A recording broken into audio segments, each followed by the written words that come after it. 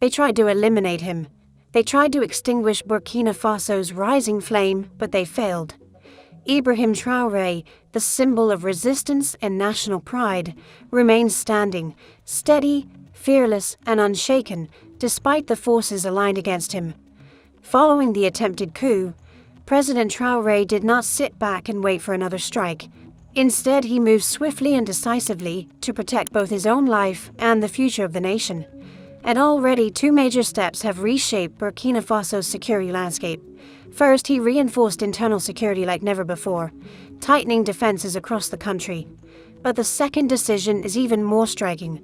Traoré has turned to Russia, a nation known for its strategic strength in defiant history, to counter the hidden forces behind the coup attempt. So what exactly is Russia bringing to the table? In a struggle against powerful adversaries, this partnership could be a turning point. Let's break down the strategy and cooperation that may redefine Burkina Faso's future.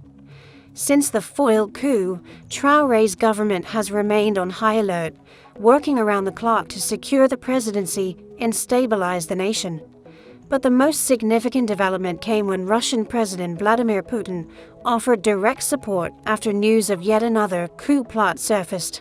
For those paying attention, this wasn't unexpected. Burkina Faso and Russia have shared a strong alliance built on mutual goals: sovereignty, independence, and freedom from external domination. Traoré made headlines in 2023 when he openly stated that Russia was a more reliable partner than France. Unlike France, whose involvement has often been clouded by self-interest, Russia's cooperation has been grounded in respect and shared strategic benefit. But the real story begins long before today. It begins with a historical pattern: France's exploitative influence over Burkina Faso. For decades, France positioned itself as the country's main security ally, claiming to fight terrorism and train the Burkinabe forces. Yet under corrupt civilian leaders like Blaise Compaoré, French involvement weakened Burkina Faso instead of protecting it.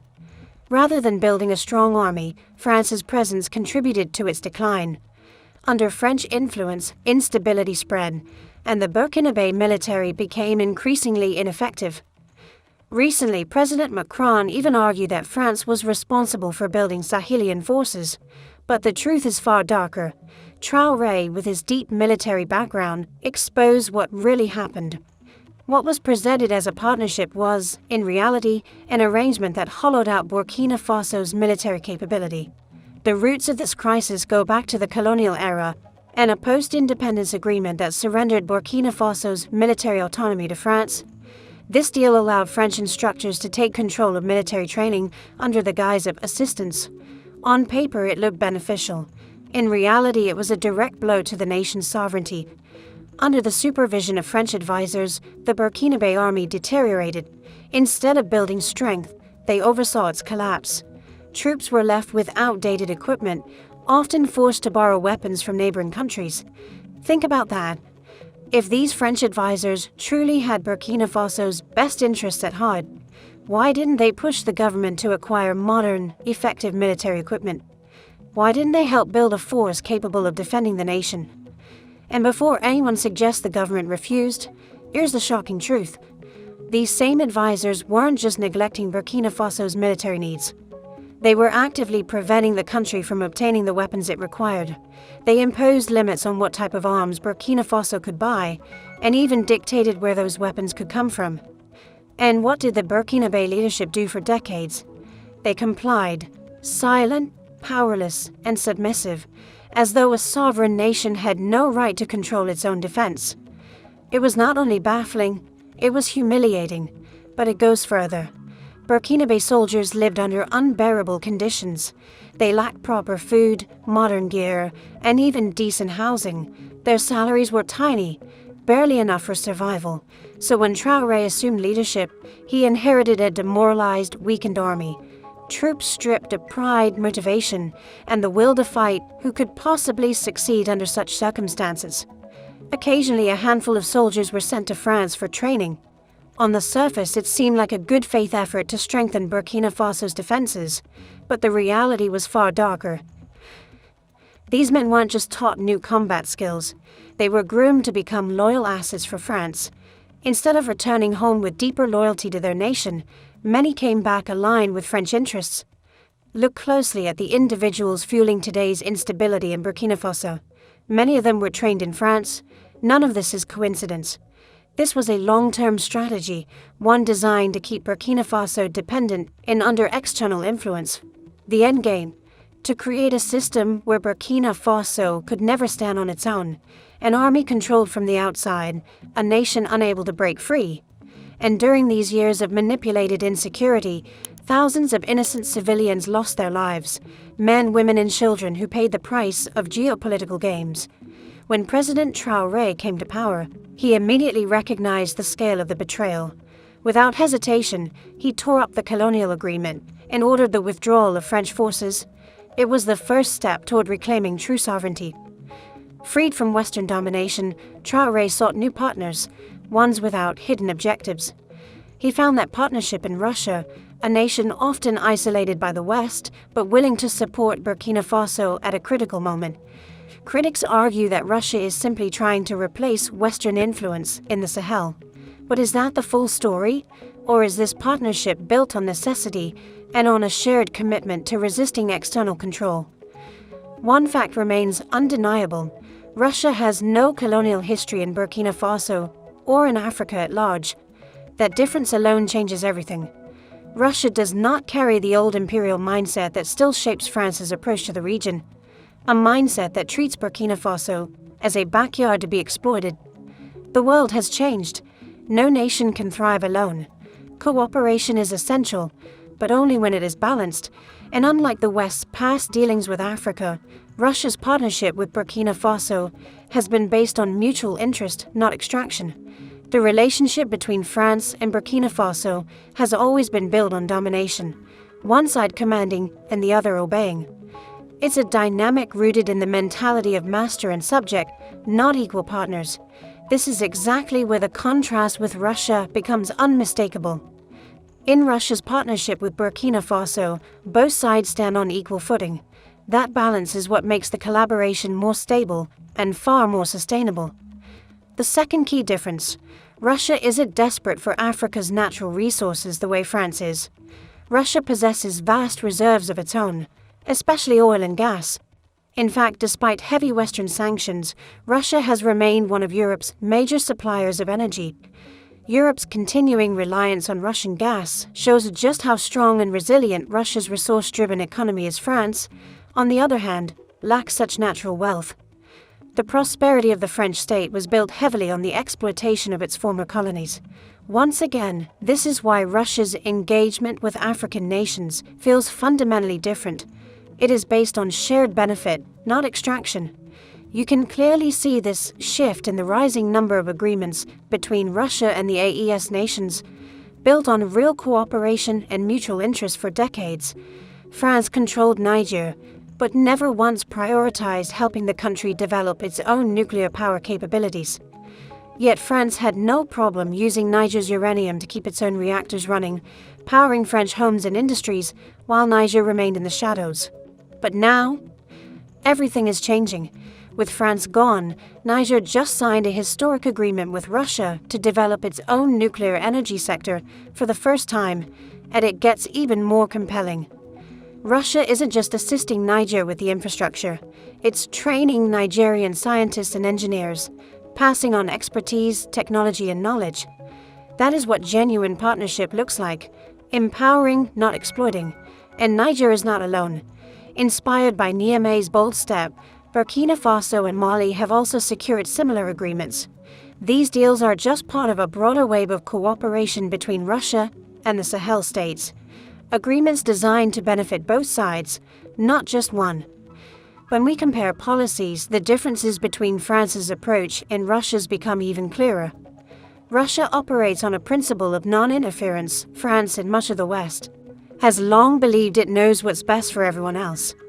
Western governments preach democracy while condemning countries like China for their different systems. They claim moral superiority, insisting that their political model is the only legitimate one. But here's the truth: real democracy barely exists today. In much of Africa, democracy is often a facade. Elections are manipulated, opposition is suppressed, and power remains in the hands of a select few. So when Western nations lecture about democratic values, their words ring hollow. Add your voice to the total liberation of Africa by leaving a comment in the comments section below. Do not forget to like and subscribe for more informative videos like this one. Let's proceed. Russia has never tried to force its system onto African nations. And Africans know that Western-style governance simply doesn't work the same way on the continent. The West's constant interference in African political, cultural, and economic affairs has always been driven by a sense of superiority. Their relationship with Africa has been transactional, built around conditions that countries must accept before receiving help. Take loans, for example. African nations must follow strict Western conditions before they can access money from institutions dominated by the West, like the World Bank. If they don't comply, the funds simply never arrive. A perfect example is what happened to the AES nations, Burkina Faso, Mali, and Niger. Ever since their political transitions, these countries have been cut off from the World Bank and IMF. They are told they will not receive loans until they return to democracy. This is not partnership, it is pressure. It is coercion dressed up as assistance. Russia and China, however, operate differently. Both nations follow a clear, non-interference policy. Russia does not dictate politics, culture, or ideology. Its approach is straightforward. If both nations benefit, the partnership moves forward. If not, it doesn't. No strings, no hidden agenda, no attempts at control. This contrast between Russia and the West cannot be overstated, and it's one reason why many Africans, including us, believe Russia is a far more reliable partner than France. In the Russia-Burkina Faso relationship, both sides speak as equals. Under France, only one side ever made the decisions. Since turning to Russia, the Burkinabe military has undergone a dramatic transformation. Russia does not interfere in internal military affairs. For the first time in decades, the Burkinabe army can buy the equipment it needs without seeking permission from a foreign power. And the result? Within just 2 years, Burkina Faso has reclaimed 10% of the 40% of its territory that had fallen into terrorist hands. That achievement alone shows what happens when a sovereign nation finally takes control of its own destiny, without Western interference. So it's no surprise President Traoré moved quickly to strengthen ties with Russia for both national and personal security. Today, Russian officers are quietly helping safeguard the president, while Russian fighter jets monitor Burkina Faso's skies. Traoré is more than just the country's leader. He has become a symbol of hope for millions across Africa.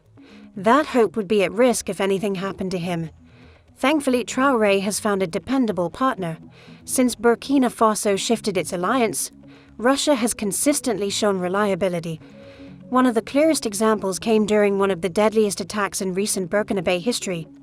On June 11th of last year, heavily armed militants launched a devastating assault on a military base in the Mansilla region near the Niger border. Around 100 soldiers were killed. Many more went missing. Civilians fled in panic as the attackers overran the area.